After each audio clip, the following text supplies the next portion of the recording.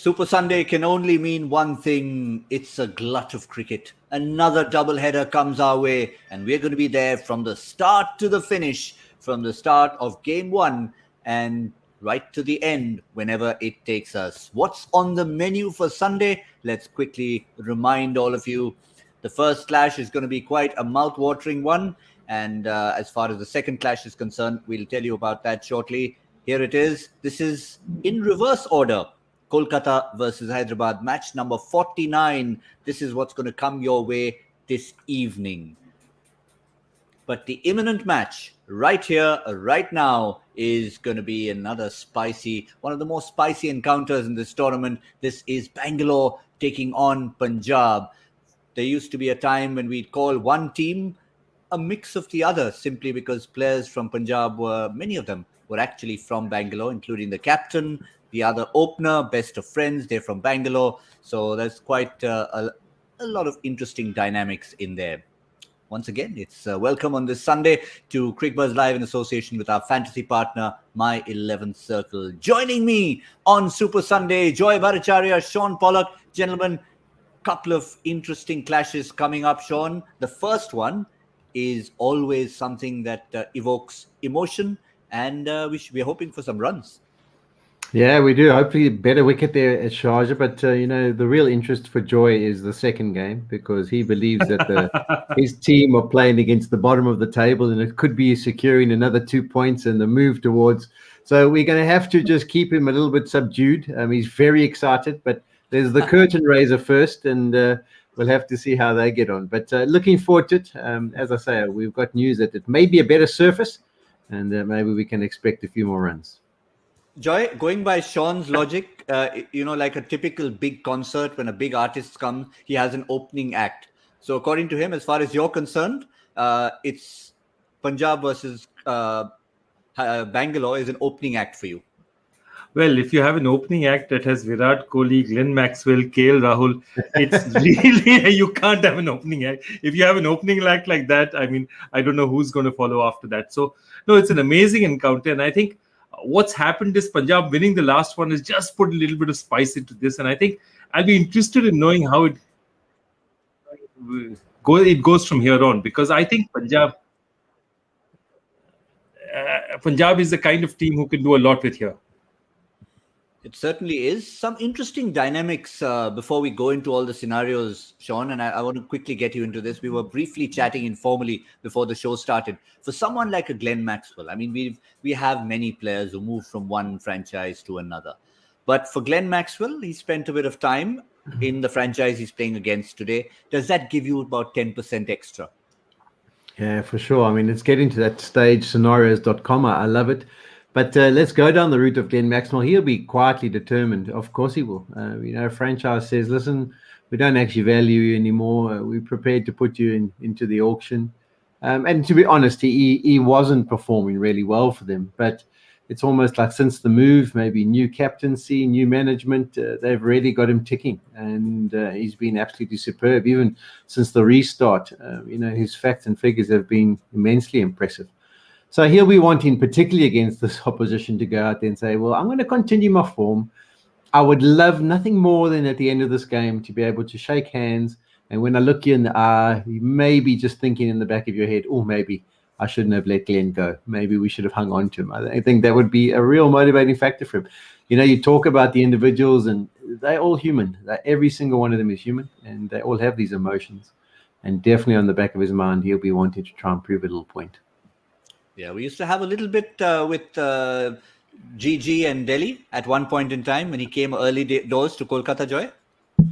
Yeah, absolutely. In fact, the great story I know about this is Gautam would he would be very careful about what he said and he didn't say, because, you go back a lot to franchises. The great story about these is guys, especially in American basketball, like Michael Jordan. So other than Jordan, Kobe Bryant used to be the ultimate competitor. So there's this song by a group called Boston, which he once heard when they lost in the 2006, I think, to Boston. And then, 2008 to Boston. And then he played that song every day for a year in practice. He hated the song. He played it just to remind himself to take revenge against them. So all top players, whether they do it publicly or they do it privately, find a way to prove people wrong. And Gautam exactly was the same, because if you remember, before Gautam came to Calcutta, he was in a Delhi team where he was captain. They were 7-4. They lose their last 3. They don't qualify in run rate, and Delhi decides to release him. So there's so much. So exactly like that, and don't forget that this Punjab team, their best ever performance, the year they reached the finals, was because Glenn Maxwell just lit it up in Dubai. He won, I think, 5 out of the 5 matches he played. He won 4 of the Man of the Match awards. He had changed their fortunes. He took them to that finals the first time they reached the finals. So he'd naturally be thinking that, you know what, I gave them so much. When I started failing, they didn't give me any consideration at all. So, and players use it. Players know how to use it on themselves to sort of motivate themselves. Well, that's the individual scenario. Let's have a look at scenarios.com, and let's go straight to the CEO of scenarios.com, Shaun Pollock. Give us a sense of what you're getting from this table. Yeah, well, first of all, just look at all those 10 pointers. So don't worry about the top 3. They're basically done and dusted. They're looking pretty good. You're looking at the 10 pointers, you've got 4 of them. Then you've got to start looking at the net run rates. Who's in the positives? Who's not too badly in the negatives? Who's badly in the negatives? And who's in control of their own destiny? I think that's the main point at the scenarios.com intersection, is who can just control by winning their 2 games, who can put themselves in the position to knock out others on 10 points and get themselves into the playoffs. So, yeah, I think by the end of today, you've got a much clearer understanding. Joy's hoping that his team will be sitting on 12 and that everything will be looking dandy for him. But we'll have to wait and see. No, I genuinely believe that. I don't think he'll go to that. I mean, if you see Kolkata's run rate, that's 0.302. Unless the results are really dramatic, Kolkata has their fate in their own hands. But to catch a difference of 0.5 is almost impossible under these circumstances. So I'd be really interested in seeing how they do that. But the rest of it is like, if Kolkata slips, or if Kolkata win and have that last match and it gets tight with Rajasthan, everything can happen. Well, Shaun, let me come back to you and to everybody else. A quick word on the toss. This is the time when we let you know what's happened. Virat Kohli, as I said, he has many talents in the world. Winning tosses is not always one of them. So it's always a little surprise when he walks up first. And lo and behold, he's won the toss. They've decided to bat first. First reaction, Shaun, on that, given what we've seen in Sharjah so far. Yeah, given what we've seen in Sharjah, a little bit surprised, because you don't really know what a good score is. But in saying that, we've had messages coming through from the ground, and we've done our analysis and our research, and apparently much better surface today. So that might be the case in point where you go, you dictate terms, put runs on the board. I would think if it's looking good now, it's not going to look as good at the start of the second innings, and maybe it'll get a little bit slower. So take first use of it, get the big runs on the board, and then see if you can apply pressure by taking pace off. Also, in the day game in Sharjah, obviously those tend to, it doesn't get any dew factor where it gets, sorry, Joy, I didn't say joy factor, I said dew factor. Doesn't get anything where it speeds it up as the game goes on. So, I think it'll only get slower and probably more difficult to bat. So that does actually make sense, particularly if, as we say, it is a better surface. And they're sticking with their formula. We were trying to contemplate whether they'd maybe be looking at a little bit of spin. They're not. They're sticking with the exact same 11. And this is what the 11 is. George Garton gets another chance, so there's no space for Vanindu Hasaranga. Otherwise, I mean, no complaints with this, Joy, other than the fact that in case they felt there was a bit of slowness, they could have tried the Sri Lankan. No, this team selection only tells you one thing, that they like this surface. They think it's a true surface to bat on. They think it's going to play straight, because had the surface been any dodgy or slow, they would have definitely played Hasaranga. So by picking Garton, they're almost telling you that they definitely think this pitch is a true pitch, or plays truer than any of the Sharjah pitches have played. And that's interesting. Secondly, I mean, it is just such a unique time. This is Bangalore doing the Chennai thing, which is picking the same team. You're not used to it from Bangalore. You say, anything less than 2 or 3 changes, and you win that, Bangalore is not doing the right thing. But just to see them playing an unchanged team, I think it's a change, and I think that is a change that's good for Bangalore. Some sort of continuity is a real change for Bangalore. Shaun, is it about Bangalore trying to sort of reinvent themselves by sticking to players, or did George Garton do enough for you to get another game? Yeah, I think he probably did enough for me. As Joy said, I think if the surface had been, going to rip and your match winner could be a spinner, then maybe. So it must be the confirmation of what we've received with regards to the surface. And, I am one of those guys from a management perspective who believes if you're good enough to play one game, you're good enough to play three. Because, you've got to give the guy an opportunity to settle down. We're all human. We all take times. We're all nervous. We're all trying to find our skills. So I like to see the continuity, particularly if the surface is good. And let's see how he gets on. I mean, they've always got that other option up the sleeve. And maybe as the tournament goes on, they might use it as well. KL Rahul, on the other hand, Joy, it was a redundant toss, as we say from time to time, because he was very clear they wanted to chase anyway. So they might as well have not wasted 5 minutes of the world's time and gone ahead and done whatever they felt like. But fair enough. That's the way things go. There are 3 changes, and we will come to that in detail. But as expected, Fabian Allen goes out. Nathan Ellis was the one man on the cusp. He's out as well. And Deepak Hooda, as we said in our preview, also has not done enough to hang in the 11. So, Shaun, let's talk about the guys who go out. We'll come to those who have come in.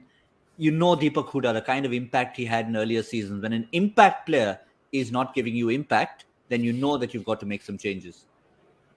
Yeah, you do. And it's at that stage of the tournament where, the results are so important. So can you continue to show loyalty? Can you back an individual and say, we'll try you for one more? At the start of the tournament, in the initial phases, definitely you can do that. But it gets to a point where I'm afraid you have to produce for us. Otherwise, we're going out. And, the loyalty means absolutely nothing because the team's going to be moving back to their home rather than moving forward in the tournament. So, unfortunately, it's probably got to that stage for him. And that's why the decision's been made. Obviously, Gale's not available as well. So that brings about the other change. Yep. And, of course, one of the names that we will discuss, Joy, going forward is Moses Enriquez. We had a little chat about him a couple of days ago. And he's sort of been on the fringe of selection. He's been more of a batting all-rounder in a sense, but he brings a lot of value to any side. We saw it when he first came with the New South Wales side. And now that he's been in this particular side, I think he's been crying to get in. No, absolutely. Yeah. First, I just like to congratulate all of us because I think we got it absolutely right because we said Harpreet would make it back and Harpreet did make it back. Fabian Allen was injured. Otherwise, I'm sure Fabian Allen would have played this game. And we thought Deepak Hooda probably didn't deserve another chance. Somebody else needed to get it. And Sarfraz, they're giving Sarfraz a chance. So I think the only change that they were forced to make was Fabian Allen. I'm certain Fabian Allen would have played today had he been fit. But that is the situation. But I've seen Enriquez from 2009 onwards when he played his first. And he was in those days, he was the leading all-rounder. The 2 other New South Wales guys who were trying to make it big. There were 3 guys trying to make it big. The other 2 were a certain David Warner and a certain Steve Smith. But Moises Enriquez was looked on as the player who could change everything, could, bowl at 135, 140, could bowl the slightly short one, keep the guys on the back foot, could hit it hard. And somehow, though he's played for Australia, he's done well for the Sydney Sixers, for other teams, he's just not done as much as he promised in those early years. But what he's developed into becoming is a very useful number 6, number 7, a bowler. Also, don't be surprised if they use him as a pinch hitter. He is used to going in at 3 as a pinch hitter and really whacking it. Joy, talking about number 7, Shaun, sorry to butt in there. But the other guy Ronaldo. I was just going to say, the other guy who's from his part of the world also had to be benched last night. He was not too happy. But I guess now that Moses is back, I'm sure Cristiano will be back for their next game. But my point is that both of these guys, Hendricks and Christian, and to be totally honest, I mean, they've received some decent wages over the years, but as Joy mentions, none of them have really taken the RPL by storm compared to what they produce in the Big Bash. And people have continued to go back to them. Different teams have tried them out, a little bit like Morris. They've gone down that route. And the reason why is because they're all-rounders who offer you a little bit more than just bits and pieces. They can be quite genuine in their bowling ability and their batting ability, but they just really haven't kicked on. So it'll be interesting to see how they go today. I think both of them would really feel like they'd want to make a massive contribution. Well, of the 22 players on the park, I think the only other one we had raised a question over, Joy, when we were doing our preview was Nicholas Puran. But obviously, just looking at everything that's going on, looking at the fact that Fabian Allen's injured, so one of those two Impact Caribbean players they wanted in, given that the third is not there anymore. So I think that's one of the reasons why Puran still gets one more chance to show his wares. Yeah, absolutely. The other problem is, if you look at the Punjab squad, I'm not sure they have another international batsman in there. Look at it very carefully. I think they don't have, because Chris Gale's gone. If Fabian Allen is injured, I don't think they have another proper international batsman, and that's the problem. That they have nowhere to go.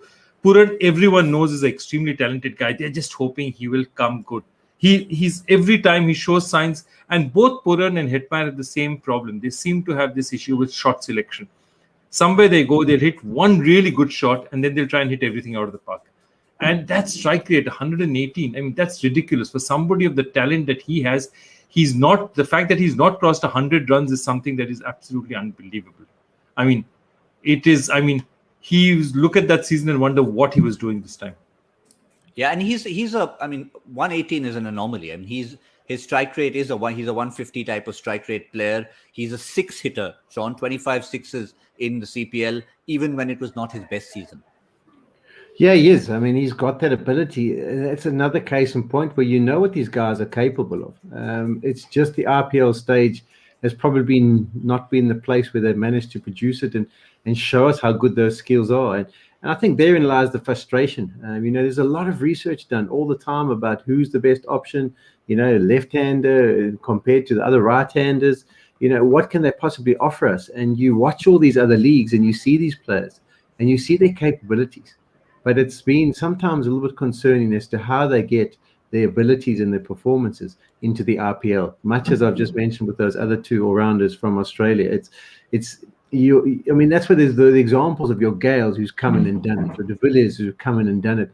Those guys are your dead certs when you go and pick them in the auction. It's the other guys on the peripheries that you're looking for, that little gemstone that hasn't quite shone like it can, and you want to be the guy who brings the best out of it. Yeah, and there are quite a few, since we talked about Puran, there are quite a few in the Caribbean who've sort of been waiting for a selection. They've been in and out. We can think of the likes of Shafane Rutherford, who came in. Of course, this time he came in and he had to go for personal reasons. Sheldon Cottrell's been in, made an impact, but didn't get selected next time. All we know is, for the moment, you can only pick from the people who are in the country, only pick from the people who are out there on the park. 22 names to choose from, as in when you switch tabs. Get to your My 11 Circle app. If you haven't got it, download it, select 11 players, pick a captain, and make sure you have the best combination possible, because at the end of the day, you could be walking away with 1 crore, and that is quite an incentive for you. We've told you the 22 players you can choose from. How about a little bit of a nudge? 3 players we think are definitely worth having in your 11 in case you don't have them. Our My 11 Circle Smart Picks is what we call them. And pick number 1 is Herschel Patel. It seems to be an obvious pick, but just in case you're sort of on the fringe of selection, Joy, the kind of wickets he gets towards the end of the innings. I mean, he could be wicketless till the last over, as we saw in the last game, and then he just comes and churns it out. 8 wickets over the next guy, and he also has this happy habit of getting wickets in bunches. He tends to get the ball in. He didn't have that spearing Yorker before this. I mean, that's something he's developed over the last 2 seasons. And if you remember, Herschel Patel in his first stint in Bangalore was somebody all we know is to remember him bowling the last few overs and see the ball flying out of the Chinnaswamy. So it's great to see that he's developed what he has, and I think he's also a cleverer bowler than he used to be. I think in those days he's tried to bowl too fast at the end. I think he's got much more variation. He's got much more skill, and more importantly, I think more important than both those two is confidence. He's got a few wickets. Virat Kohli now looks on him as an essential. So once you know that you're an essential part of an 11, it makes a huge difference to you. The way you bowl, the way you play in the field, the way you display your talents, it makes a difference. And I think Herschel Patel is reveling in that responsibility now. Shaun, he was never a go-to bowler. When we saw him earlier, he was just someone you'd pick, okay, I need to have 11 players in the park, so Herschel will be one of them. What to you is he doing differently other than the confidence that is giving Virat Kohli the ability to say, you're my go-to man? Yeah, I think confidence is key. So if you're looking to get those players to develop and maybe take it to the new level, you've got to give them a good game plan. I think they've got that with him. He's now got options where he's comfortable with. I think he's improved his skills just a bit, his accuracy and his slow balls coming out almost with a bit more of a loop, which is going to deceive batsmen. But once you've done it, once you've given him the game plan, once he's seen it work once or twice, that's what happens is your confidence grows. You start to believe that, hey, it actually doesn't matter what the situation is. If I stick to my skills, if I stick to this game plan that we've discussed and I'm going to employ, I can be successful. And that's what he's proved to be. The only issue that you've got to think about is he's been so successful and so many wickets he's picked up. Is he due a game where he doesn't pick up any wickets? And then that's the decision you have to make. But he's got to be an obvious pick with the form he's been in. Sometimes you just get those tournaments where it continues to run for you right through to the end. Now, I can tell you the reason why we've put the second name, who's an iconic name in the history of this tournament, is because people are just not picking him. There's a reason people are not picking him, is because he's not getting enough balls or hasn't been getting enough balls to bat. So even though you love the guy, you don't pick him unless he's getting enough balls and scoring points. So Shaun, do you see now in a scenario like today, batting first, they need to put runs on the board? Not that you want the earlier batsman to get out just to have him bat, but it's one of those strange dilemmas. Yeah, it is one strange. I think for them, it's a double-edged sword with the two of them, Maxwell and de Villiers. I think that's the key. So they want one of them to come off on the day. We saw AB, was it last season? I think some of those innings he played. Wow, those balls kept disappearing onto the road at Sharjah. And they'll be hoping that he can repeat something like that. But as long as one of them's coming off, RCB are going to be happy. And you just do feel that the amount of cricket AB de Villiers played and the fact that he hasn't really got going as yet, if the opportunity presents it, he'll be a proud customer who wants to deliver for RCB today. So if he gets his chance, I think he's a fantastic pick. I really think he's going to perform well today. Yeah, Joy. We saw him the other day. He walked out. Maxwell was at the other end. They still had about, I think, 30 runs to play with to win the game. And Maxwell knocked off 26 of them in no time. Maybe he's just watching. Naught of naught. Gets one ball to play, hits the boundary, finishes the game. Yeah, I mean, that's AB. He'll just do what it takes to win. I think more than anything else, I'd like to see AB get runs, because if this Bangalore team has to finally break that jinx and win a title, they will need AB to perform at some stage in time. Qualifiers, these things, eliminators, finals, they will need somebody of that class who can go and get a 70 of 30 balls against any attack in the world. So you want him to perform, you want him to just get his eye in a bit, because he hasn't had too much batting time so far. And I think it's very important for Bangalore to say, I know they won't change the batting order, because I think we accuse them, the moment they do that, we accuse them of tinkering too much. So I think they'll stay with their plans. But it would be good for AB to get an outing in the middle.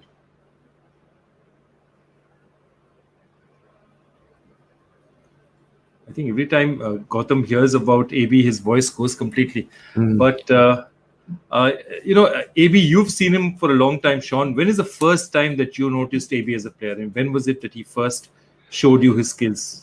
Yeah, I was fortunate to obviously play with him. We saw him playing a few times for the Northern Titans. As a youngster, got some big raps.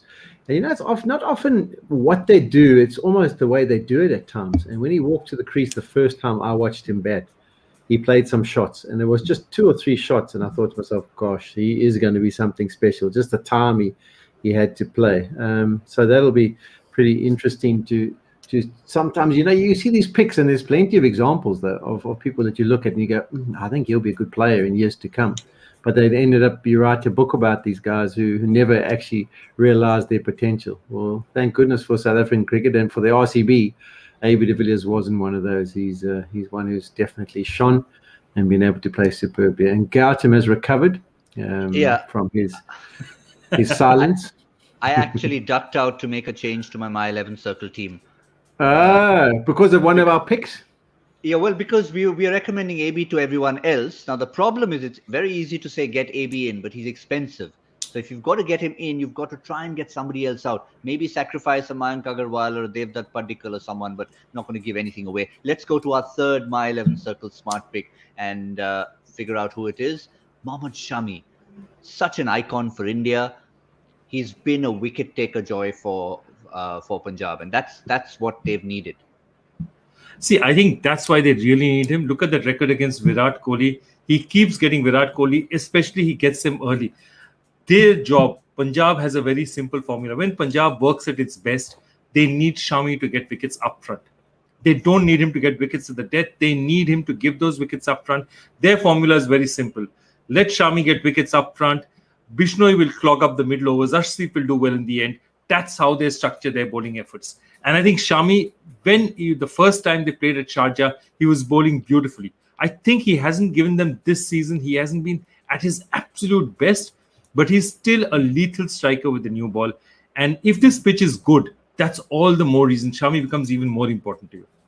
And he's not sort of the sole member of the attack, Shaun. There was a time when it was all Shami. Everyone is looking to Shami, and all the other bowlers were getting hit all over the place. With Arshdeep forming a good foil to him, I think he'll feel that he doesn't have to shoulder all the responsibility. Yeah, it is. It can be tough, in the T20, when it's a relentless tournament of 14 games, and you're continuously the one who has to shoulder the first 3 or 4 overs, and you have to shoulder the death overs. It does become a bit taxing. It weighs on your persona at times, and I think I almost feel like he's starting to bowl with a bit more freedom again. I think in his last game here, I'm trying to think of the 2 wickets he picked up in quick succession to really put a team onto the back foot. Might have been CSK, was it? I'm not too sure, but he bowled nicely, and I think on these kind of surfaces he's so straight, and that's the key to his bowling. He often offers up absolutely nothing and gets that ball to talk and targets the stumps. So I think they'll be once again looking for a big performance from him, and I think particularly in the first power play. I think if he can set the tone for his team, they can go a long way to helping them achieve victory. Well, they will be bowling first. This KL Rahul did say that was their plan, even though he's lost the toss. Virat Kohli has granted his wish by deciding to bat first and put runs on the board. Now, if you have a look at the Bangalore 11, start of the season, there was one little hole they needed to fill. Who will bat at 3? I mean, you'd love to have an AB or a Maxwell coming in at 3 as they used to at one point in time, but it was becoming too top heavy. So they found somebody to slot in there, Joy. Srikhar Bharat. Unlikely. He was an unlikely hero because we were expecting who could it be. And when he came in to bat the first time, everyone was surprised. Does he now belong there? He belongs there, and he's giving them 2 things. A, he's giving them definitely the batting out there. His last match, the 50 that he got, the way he played, he gave them some confidence. Because again, a lot of these kids get off good starts and then just can't convert it. He managed to convert. But the second and more important thing is he's extending AB de Villiers. The more de Villiers doesn't need to keep, the better it is for Bangalore. And I think that's one thing that they're looking at. So they basically solved 2 of their problems. Managing the workload in AB de Villiers and getting someone to play at number 3. And that's why he's been very, very special for them. They tried Rajat Patidar, didn't work out. Then the thought was they might put in somebody like a Shahbaz Ahmed. Washington Sundar is not available. But now that this kid is there, I think he's giving them something really solid. Well, interestingly, Shahbaz did play that number 3 role very briefly early on, and he didn't do too badly either. But I think they've realized that with this all-round ability and taking the responsibility of keeping away from AB, that is the extra that Bharat is getting. Yeah, I'm always a little bit in between about AB and his keeping. I know he's always been so reluctant about wanting to keep, and he's had a bit of a dodgy back throughout most of his career. So he's always had to watch that. But the thing for me is individuals like that, sometimes when you see their quality performances they produce, when they are wicketkeeper batsmen, is the time behind the stumps, just watching the ball come out of the bowler's hands, seeing how the surface performs, feeling the pace at which the ball hits the gloves. Those are little telltale signs that when they're put into the melting pot of your batting performance, they actually can often help you. And I wonder if that's not a case in point where with AB, he hasn't kept since since the reschedule, hasn't kept much. I don't think he might have kept in the first game, but since the reschedule, it hasn't influenced his batting slightly. Particularly even watching the spinners, when you stand up to the stumps, just watching the ball come out of their hand, picking the different variations. I sometimes think people underestimate the value of someone who's been a keeper and then a quality batter. If you do take that skill away from it, can just ruffle the feathers a little bit with regards to their batting performance. But at the moment, this is where things stand. Yeah, Joy? No, I just was saying it's a fantastic point. It's so true. I mean, the ability, not only that, if you're chasing, especially the ability to know how the pitch is playing, you will not know it. I mean, you'll know it perfectly if you're going to keep those, for those 20 overs. You know exactly how the pitch is playing, how slow, how strong. And it's a point that was never pointed out before. I mean, it's an amazing thought. Thanks, Shaun. That is super. All good. And it's also sort of a feeling of having that familiar face behind the stumps as far as some of the bowlers are concerned. But and let's talk about the bowlers. We're going to have another interesting leg spinners battle. No, it's not Wanindu Hasaranga involved, even though we thought he might get a sneak in. It's two of the players we've been talking so much about in the second half of the tournament. One, Yuzvendra Chahal. Can he push his way into that 10th of October Indian team? But it's not just about Team India. It's about what he can do for Bangalore and what Bishnoi is bringing to the table for Punjab. Look at those records. How close is that between the two, Joy? Absolutely. And I think that's interesting. So even in the point to prove 11, Chahal is struggling to hold his place because Bishnoi is pushing him there. I just am not... I'm not able to, get my head around one more thing. I mean, why was this kid not playing? What is it that could have kept him out of the team? I mean, unless it's an injury that somebody, unless that physio is actually telling us he can't play, there's no way that kid should play. 22, so Joy, 25 and 20, yeah. Which team does Bishnoi get into? The point to prove 11 or the where on earth were you 11? I think it's where on earth were you 11, definitely. I mean, look, you can have multiple, like you have all defensive team and all attacking team. So I think he can get into the point to prove 11, where were you 11. Given the catch he took in the outfield, he could make it to the best fielders 11 as well. If you're going to have a best fielders 11, the catch that Bishnoi took was an absolute stunner. So look, he's not done one, everything with him. Yeah, true. Absolute. He's a live wire on the field.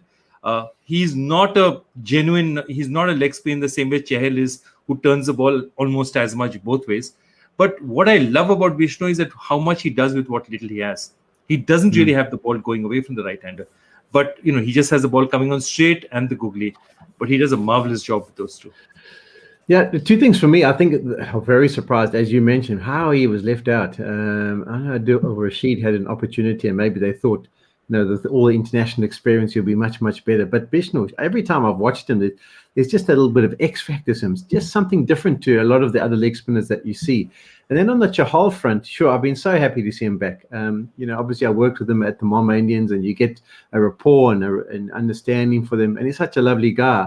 And he's been so brilliant for India and RCB over the years that it was almost that 9-month period where he just went missing. His confidence was down.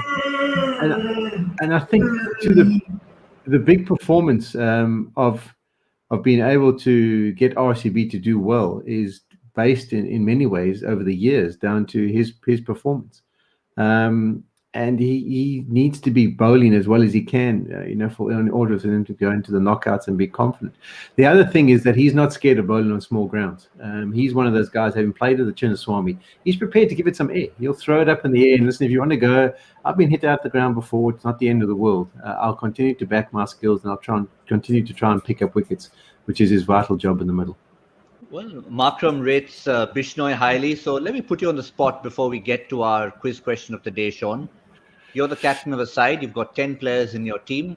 One slot to be filled, a leg spinner, Chahal or Bishnoi.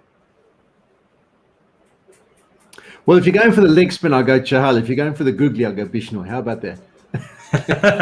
So you basically want both of them in your team, essentially. No, you said you're the leg spinner, so it's Shaun's going to drop one of the quicker bowlers, and he's going to push both of them in his team. And I think a lot of people wouldn't mind having that. We haven't seen too many of that. Two very similar type of bowlers bowling in tandem, but would be interesting to see if we do have that. Why not? If leg spin is the way to go, why can't you have two? Joy, you don't have to answer that question. Instead, ask the question that you have for us today. Okay, here's a question. And what connects an ODI in Kolkata against South Africa in 2005 and an India match at Hamilton during the 1992 World Cup? If you know who played at Hamilton, I mean, there are other instances of this, but these are two extreme instances of this. That's all I can say. Sure. And the worst thing is now, you see, you've made it really ugly for me because I played in one of those games. I know exactly how you feel. I'm trying to think what happened. I'm thinking there was 100 by Smith, and maybe even Andrew Hall would have opened the batting. Am I on the right track here? You're giving enough hints. Okay. You're giving enough hints. right. Enough hints. Okay. Enough hints. But you're close. Okay, You're nothing. close. Say no more. Okay. Say no more. Say no more. You've used Well, a couple of that's very the fact important. He's used a lot of couple of very. game. You've used a couple of very important words. That's all I can say. Okay, say Okay, no good. more. We've got anyway, people are going to be swooping on this one. Never mind what we call them.